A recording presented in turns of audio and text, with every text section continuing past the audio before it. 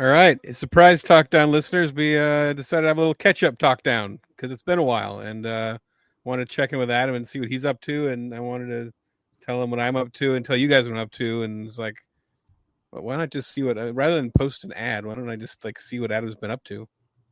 Clearly, we've both been busy just squeezing out more beard.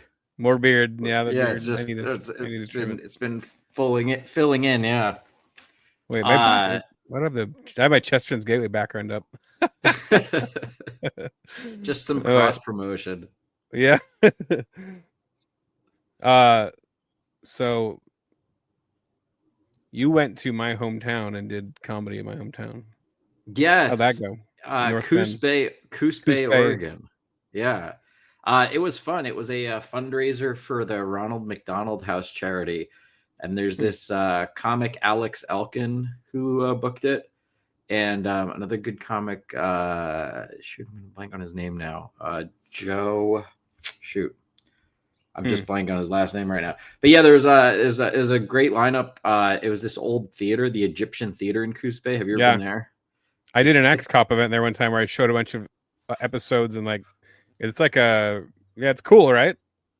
It's cool because it's in this like coastal Oregon town. Yeah, but it's out of nowhere. But it's all Egyptian and hieroglyphics, and it's like an old classic kind of movie theater, but like a big stage. It's really cool inside. I went there as a little kid, and like there's like cages on the wall, and it's dark inside the cages, and you can see like a hand holding the bar. Like it's just the hand of the pharaoh dude, or it's like maybe it's a harp or something, but like the thing behind those bars is just darkness, and like that. Yeah.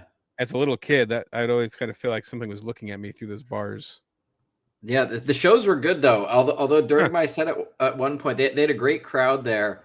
And then at one point during my set, I make a joke about Renaissance fairs, and I have this joke where I say, I say I don't think the people at the Renaissance fair have any idea when the Renaissance actually took place. Judging by their costumes, it was everything from the Bible to the Civil War, plus Star Wars and transvestites. And when I said, as soon as I said the word transvestite, someone up in the balcony goes, "That's transphobic! We don't want your transphobia here!" And they made a big scene, and I had to like, I in Coos Bay. I got them back under control. I was like, all right, we'll get through it because I have like follow-up jokes to it. But what was weird about it, it was clear the crowd was great. They had a good time, and it seemed like a lot of the crowd was more conservative leaning in that area. But it was like with the immediacy that the person reacted, it felt like they were sitting there the whole show waiting for someone to say a word that they could get offended by and yell something about. And I'm really curious I'm sure I knew people in the audience. I told a bunch of people to go. Yeah. Coos Bay is an interesting mix. It's a mix of like people that are really into drugs. Yeah. And people that are really into like hunting and fishing. So it's like you get best of both worlds. That is the best of both worlds. Fishing people and people who are into drugs. Yeah, you get some people to do both, and they're fine. But the whole drive down there from Portland is beautiful. Along the coast with all the like cliffs and lighthouses, and it was really pretty. That's the drive where I hit a cougar. Oh yeah, yeah. Well, I didn't see any cougars, and that's why you've driven them to near extinction. Yeah, it's that drive. I love driving all of California up to there. It's like I've done that drive years ago from Seattle all the way down to at least San Francisco, and then at a different point I did from San Francisco to LA. But it's so pretty doing that whole coast drive. It's cool. You heard me and Eric got canned. Well, the entire kids division at Daily Wire got totally canned. How did that happen? I was sure Jeremy Boring was managing the entertainment department well. Yeah, I thought everything was perfect. You know, what could go wrong? I mean, yeah, everyone was getting paid really well. We weren't making. Everybody in conservative media was trying to model themselves after the Daily Wire Jeremy Boring model because it was working so well. What could go wrong? We've switched roles here, where I now have the non-disparagement clause that I've signed, and you haven't. So it used to be the other way around with the Babylon Bee. So now you can say, I'll say it was a good job. They paid me well. I don't know what went wrong. I mean, we had made amazing content, and So, but you guys are working on a new project now. Well, me and Eric decided, like, I've been having this fantasy for pretty much the whole time I've been at Daily Wire and partially at Babylon Bee, about starting my own company, and then I've kind of playing like, what would I do? How would I do it?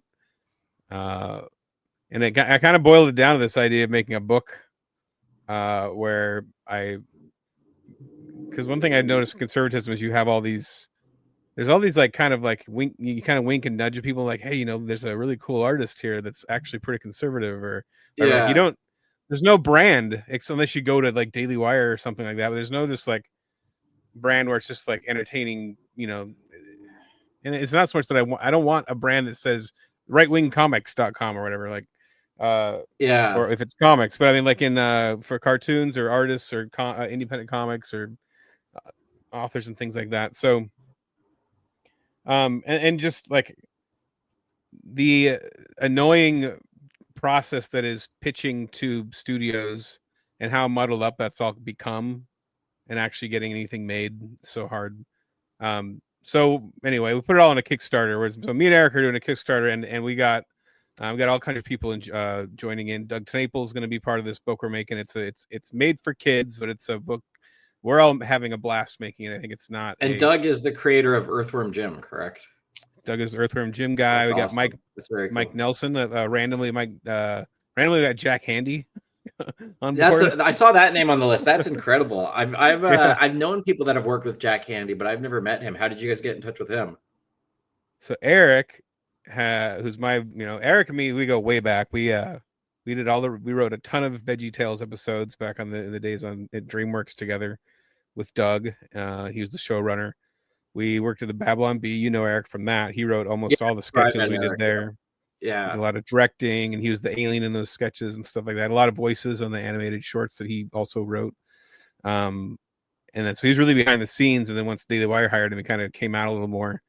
And we created Chipchilla together and worked on a bunch of stuff at Daily Wire. So anyway, so we've done so much together that I can't remember what I was answering. We were making this book together. I asked how you got in touch with Jack Handy. That's right. So Eric, I don't care about how you know Eric, whatever. But yeah, I was just getting to I am only figuring that people that hear this don't know about Eric that are listening.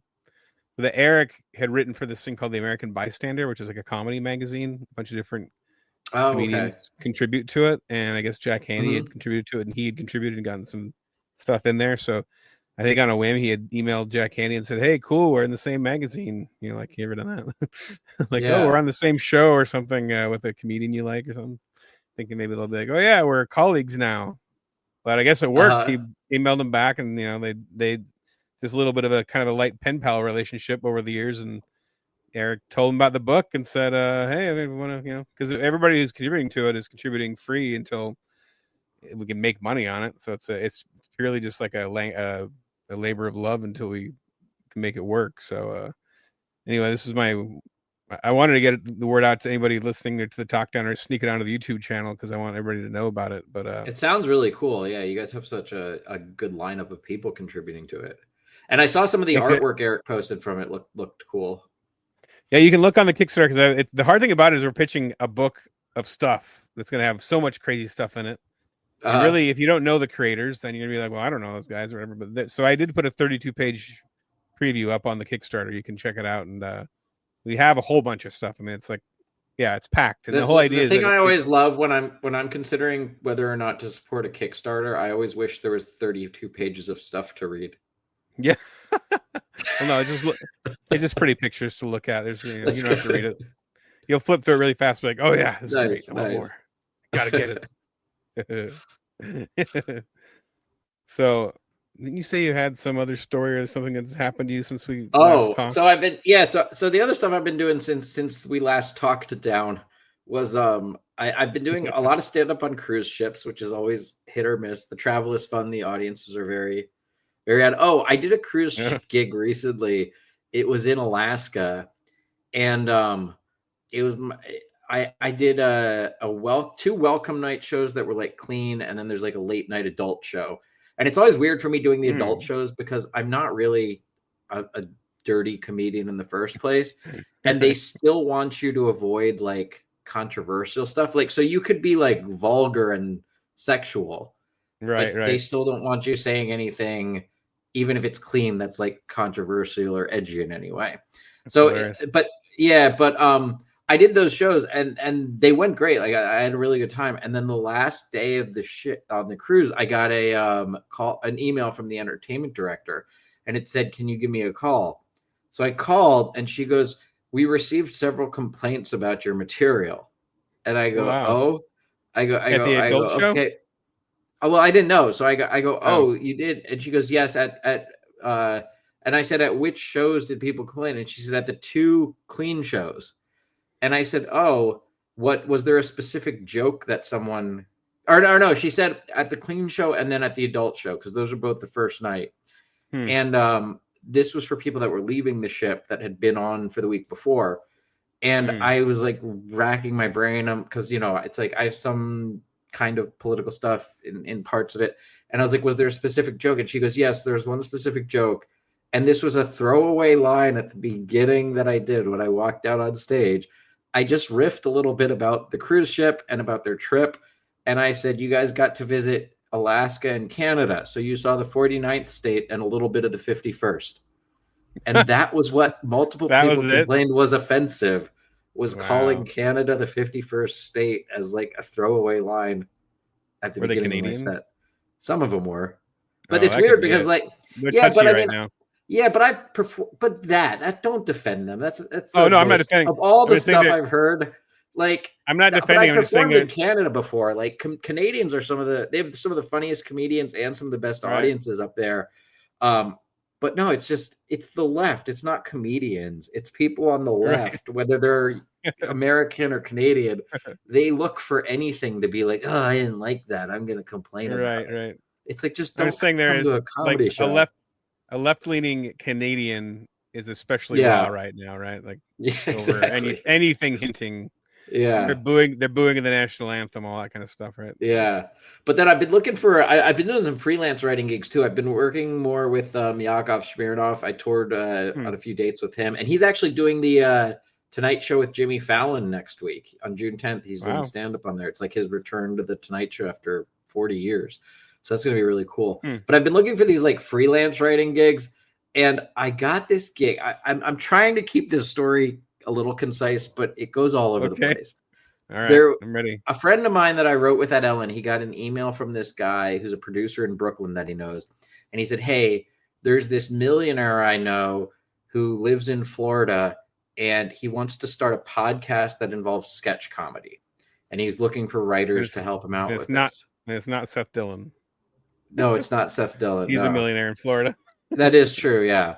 But this producer then he set up a Zoom interview with me and this other writer that I know, and he didn't give us much more information. He said this guy, he gave us all this like weird background information about this guy that he sold a business years ago and he's a millionaire now, and he's done these weird adventures. Like he went to Guatemala to bust a cult. And after Biden's pullout from Afghanistan, he like chartered private planes to help evacuate people. So he's done interesting things. And he said he wants to start a podcast where he kind of gives his point of view on things and talks about these experiences he has. And then after the Zoom interview, we get an email like 2 hours later, and it says, "Can you guys come down here tomorrow to Florida?" Oh, boy. And so we're like, if you're paying us and the flights and hotel are covered. So we get on a flight. It's like the total rich people thing, like a rich guy flex. Like Jeremy Bourne did that to us. Like, sorry, just like I've had that happen a few times in my life, and it's always like a rich guy is just like they just like to casually say like, "Why don't you just meet me tomorrow?" They know that you're in like half of the country away, and they just casually say like, like that's the world I live in. You want to join in? Yeah. So then we fly down there, and I emailed the guys along the way. I'm like, "Hey, is there anything sketch comedy wise or ideas or directions we should be brainstorming?" And the producer emails back, we'll just fill it out and see where it goes." So we stay overnight at this hotel, get up the next morning, and we drove into this like really rich neighborhood in Florida, and we pull up in front of this house that has a gate in front of it. And then there's all these like house workers that come out, and one of them opens the gate for us. And it's like a half mansion, half castle on a lake. And we walk inside, and it's this Orthodox Jewish businessman. So is the producer. And there's like Jewish texts all over the place. And there's a big framed picture of a rabbi on the wall, and he's got this beautiful like fish tank full of tropical fish. And he sits us down to talk about. We sit down and we think we're going to talk about the podcast and the sketches, and he just starts telling us his life story, which is mostly about how taking mushrooms made him rediscover his belief in God. And then at one point, my friend asked him, or then he tells us how he snuck into John Gotti's funeral by pretending to be a Jewish mobster.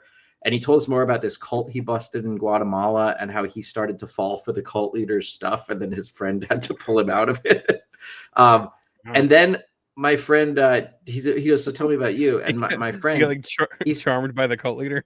this took like an hour of the conversation. Then he asked my friend about how he's doing it. And my friend's like, well, I live in LA. I just had a new baby. And he goes, it's nice because I'm kind of the creative one in the family, and my wife handles, all the finances and stuff. And the guy goes, oh, and he goes, you don't get defended easily, do you? And my friend goes, no, why? And then he goes, because I don't think that's good for your marriage. And then he talks to us an hour about how the man should be handling the finances in the relationship, and this is a bad dynamic for marriage. And he discusses this for an hour. Then he goes, oh, it's time for lunch. And he has his chef prepare us a 4-course meal, like beautiful, amazing food. And his brother shows up, and we asked like his brother, like he introduced himself, like, what do you do? And he goes, have you heard in Aurora, Colorado, where there's that apartment complex that got taken over by Tren de Aragua members because the Biden administration wouldn't deport them? He goes, I'm the landlord. That's my apartment building. Wow. Then he's telling us all these stories. Just a quick fun fact. Yeah. I lived in a trailer park in Aurora, Colorado as a child. Did you really? Was there Tren de Aragua members there? No, this when is you were there? Pre-Tren de Aragua. I remember there's a bully there that liked to kill I would find toads, and he would take them from me and murder them in front of me. Oh man, like frog baseball, like the old Beavis and Butthead. My dad would like grill, and then he'd open up the grill and find that the kid had put toads on the grill. We had those warty toads. Oh man, they'd be like burnt up toads. Yeah. Anyway, sorry, sidetrack. No, but anyway, after lunch, then this guy, he tells us more just about his personal life and his adventures. At one point, one of the other guys, because they were all Jewish, and I'm Christian, and at one point he goes, oh, Adam was telling us on the drive over that he's Christian. He goes, oh, you don't get offended easily, do you? And I go, no. And I go, why? He goes, because I have big problems with Christianity. So then we discussed Judaism and Christianity for an hour. And then the producer's like, oh, we have to discuss the sketches. And he goes, no, there's this video I want to show you. So he shows us this video that he made that was not really related to the podcast or the sketches at all. Then he goes, we have to discuss the sketches. And the producer's like, we have to get to the airport because we only came for a day. And he goes, oh, we have to have dinner. So we go back into the kitchen, and the chef has made us another 4-course meal. And it's like beautiful, amazing food. And then we rush to the airport and fly back. And not once did we discuss a sketch or a podcast or writing anything. What the heck? He's getting a feel for it. We got paid for it. We got a trip. And yeah, it was interesting. And he was a fascinating guy. But it was just this wild 24 hours of a writing gig that no writing got done. So weird. Yeah. Has it led to anything from there? No, we kind of left the door open. If he wants to go forward with the podcast, we'd write scripts for him and still try to do something with it. And there's been a few other like little freelance writing gigs here and there that I've been doing, but that was the one that was just a wild 24-hour crazy trip. Wow. It's wild. Reminds me of he sounds like I forget his name, the My Pillow guy. Remember when we interviewed him? Mike Lindell. Yeah. Just like he's one of those guys that kind of shoots off in all these like weird stories, and like he likes talking about himself. That was an experience interviewing him. Yeah, and then besides that, I'm still doing canceled news. So if any of our viewers are subscribed to that, check that out on my YouTube channel. And then I know you've started the Chesterton's Gateway channel. Yes, the Chesterton's Gateway podcast. Anybody who wants to do some Chesterton, we're going essay by essay with Michael Grumbine, the super smart. He's the super smart one. I'm the super dumb one, and we just go through and essay by essay do some Chesterton. Actually, nice. You don't even have to have read the essay because I I know you hate the letters A and I together. Yeah, I strongly disapprove of any use of AI. Oh, I do feel like it's a good podcast otherwise. But I feel like this is a good use of it because there's no way you could get someone. We created used AI to bring back Chesterton's voice. Basically, there's like one clip. There's just like one clip of him on YouTube. So rather than me or Michael reading it out loud, which would be kind of lame, we just have AI Chesterton reading it to us. So I like it. It works. Cool. And then we also do a Chesterton theme song, a different one in a different genre every week. Yeah. But I remember when Michael was on the Talk Down, he was a great guest. He was a really he's smart, awesome fun guy. I think he's super humble and I don't think he realizes how smart he is, but I think he's got the memory and the quickness of like the kind of guy I think he could like be like a kind of like a Daily Wire host or something. I think he's at the level of those guys. He's really brilliant. Nice. He's working on some books about history stuff, and like the Crusades and stuff. He's like such a history nut, you know. But, so yeah. Oh, and I did stand up in Branson a couple of weeks ago, and Austin Robertson came out to. Oh, nice! So I got to see him. He lives just outside of Branson, but it was really cool. He came to one of the shows, and I got to catch up with him a little bit. The voice of the Talk Down and the Babylon Bee. Voice of the Talk Down, and many Babylon Bee sketches. Yeah, and many animated. He was Guy from our new little animated news show. He played Guy. What's his name? Crap, I forgot his name. Guy something. He has like a perfect voice for voiceover work. He does. His natural voice is good, and he's versatile. And he's like the kindest person you'll ever meet. Like he's a really good guy. Yeah. So you didn't meet anybody when you're in Coos Bay? There wasn't one person who was like, "Hey, I know Ethan." I don't think so. No, wow. I waited afterwards, and I shook hands with a lot of people. There was a good crowd turnout. There may have been people there. I'm trying to think because I met a lot of people. Yeah, I told a bunch of people to go, but I don't know if people listen. I don't know if there were. Yeah, I'm sure some of them came out. Yeah, like I said, it was a big crowd. Did you eat anywhere? In Coos Bay, there was a little bar down the street from the theater. I'm trying to think what it was called. It was like a little dive bar, and it was like the one place that had late night food. So it's where everyone in town went afterwards. Was it on the corner, like across from the sushi place? It was kind of next to a car dealership. I forget. I'm blanking on. Oh, that's further up. Called, yeah. Okay. Yeah, man. But they had good food. I had an elk burger there. The elk burger was good. Yeah, I'm trying to think of where that would have been, but yeah, because there's not a lot of stuff open late in Coos Bay. Yeah. Yeah, that's my childhood. That's like from around age 8 until mid 20s. The whole area. I lived like different areas around there, but I lived kind of. It's just like I have so many memories there. It's crazy. We just went back. It's funny. We were back there like about a week before you went. Oh, really? Yeah. It is a nice area to go back up there again. And there's I don't know if they do comedy shows at that theater regularly because this was like a fundraiser. This is the first I heard of it. Yeah, there was a casino along the coast on the way back up, and they had comedy nights there. And then I've done some stuff. The Mill. Yeah, that's right. And I've done some stuff in like Eugene and Bend and Portland before, but Oregon is it's a beautiful place. It's just weird politics. Yeah. Well, it's kind of like California. A large portion of it is not super left leaning. It's just the concentrated areas. As soon as you get out of the big cities, they're normal folks again.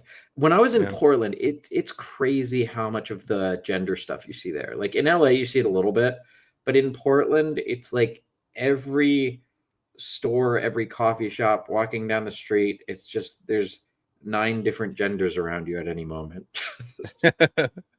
Yeah, Portland is its own. Like I think they said it best on Portlandia when I remember they described Portland like it's a place like where the 90s happened and never ended or something. The way that they describe Portland is perfect. Yeah, but I lived there for a bit, and it is a different world. And they think they are the future or the whatever, the right. They very, very convinced they're correct about everything. It's wild. Yeah. Cool. Well, it's good to. It's good to catch up, and I'm glad we have the same great chemistry. Oh yeah, nonstop. Yeah, perfect chemistry. Especially, on the delay of a bad connection over the internet. Yes, exactly. I hate interviewing over the internet. But well, that's what I mean. That was one of the things that was really fun about the Talk Down was doing it in person. I always feel that way too, because during the pandemic, when the whole Zoom thing started, I would do some interviews that way. And there's just something so much better about talking to people in person. But we couldn't schedule it tonight, but it is always fun to be there in person. Yeah, it's like there's something just off. Like you're not quite looking each other in the eyes. You're looking at a picture of you looking at a picture of either at the camera or at the picture or somewhere else on the computer screen. And the lighting is never quite right. I'm always a little bit like, weird. It's always a little off. And then pixelated face, and then you're not quite reacting to when I finish Tyler's a weird thing. Yeah, it's unnatural. Yeah, like communicating from the afterlife or something. I don't know what it is, but it's off. Yeah. The only use of AI, this just popped in my head because this is our new Talk Down video, which we haven't posted in a while. The only use of AI I will ever approve is the Tardigrade and the Tramp. That's the only AI creation well, then I will ever appreciate. I said that before and after. I said that's the only thing I'll ever love. All right. Of the idea of you going before Congress to try to pass laws for AI. Yeah, I'll get everything banned. What are the guidelines when you bring up except for in Form 9C? I'd like a carve around for this one video that has 200 views. It's pretty good. 200 views. Wow. I think something like that. I don't know what it is offhand, but yeah. Starting getting Tramp. All right, it was good to see you. All right, man. Yeah, good catching up, and we got to meet up in person again sometime soon. Oh yeah, and if you guys, I didn't even say the name of my Kickstarter. It's This Book Might Explode, is the name of it, and I'll put it in the show notes. And it's on Kickstarter. ThisBookMightExplode.com. Whatever, you'll find it. Yeah, and go see Adam live. Gateway, and Chesterton's check out Gateway. AdamYunser.com and my YouTube channel, Adam Yunser, for Canceled News. Perfect. Awesome. All right.